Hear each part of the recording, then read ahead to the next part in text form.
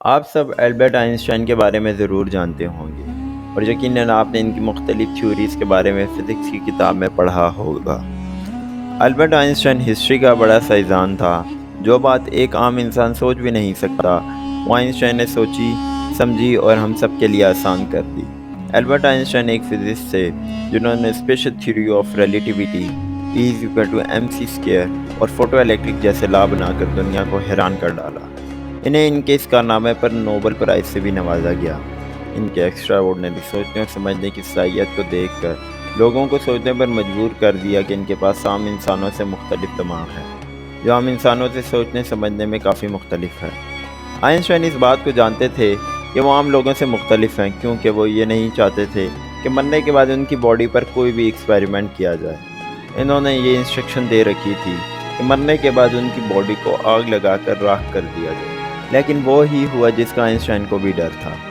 Einstein کی وفات Preston hospital میں صبح کے وقت 17 اپریل 1955 کو ہوئی۔ موت کی وجہ جاننے کے لیے ڈاکٹر تھامس ہاروی کی ڈیوٹی لگی۔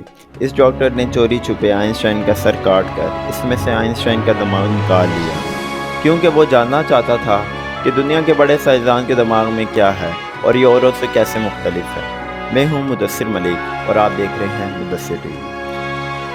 ڈاکٹر ہاروی آئنسٹائن کے دماغ کو اسٹڈی کرنا چاہتے تھے۔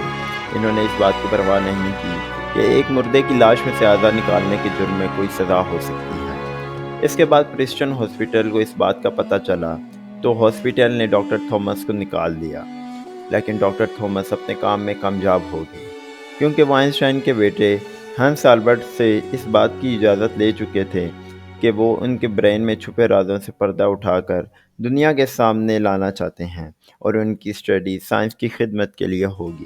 لیکن مناظر کچھ اور ہی تھے۔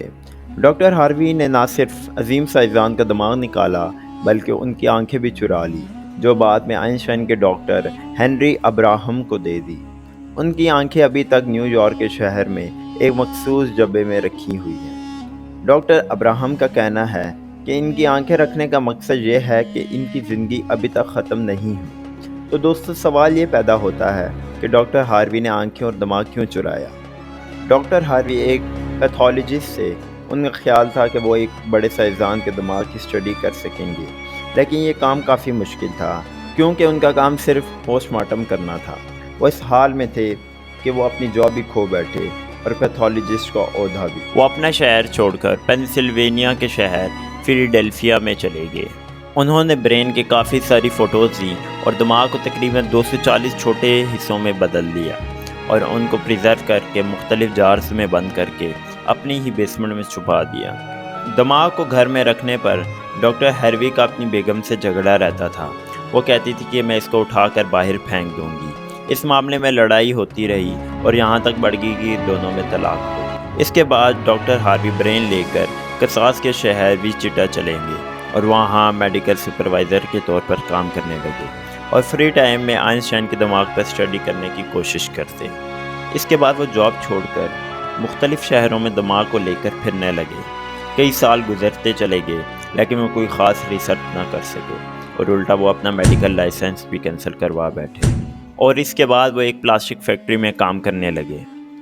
اس کے بعد انہوں نے صحیح فیصلہ کیا کہ وہ دماغ کے حصوں کو مختلف اچھے نیورولوجسٹ کو دیں گے تاکہ وہ ان کی ڈیٹیل ریسرچ کر سکیں۔ دماغ کے چوری ہونے کے 30 سال بعد ایک ریسرچ اسٹڈی پیش کی گئی۔ اس کے 28 سال بعد دنیا کے مختلف نیورولوجسٹ نے مختلف ریسرچ اسٹڈی پیش کی جن میں بتایا گیا کہ ان کا برین عام انسانوں سے کافی مختلف ہے۔ 2005 میں آئنسٹائن کی 50ویں برسی کے موقع پر 92 سالہ ہاروی نے آئنسٹائن کے دماغ کے بارے میں ڈیٹیل اسٹڈی بتائی اور پھر 5 اپریل 2007 کو doctor Harvey university of medical Preston میں انتقال کر گئے۔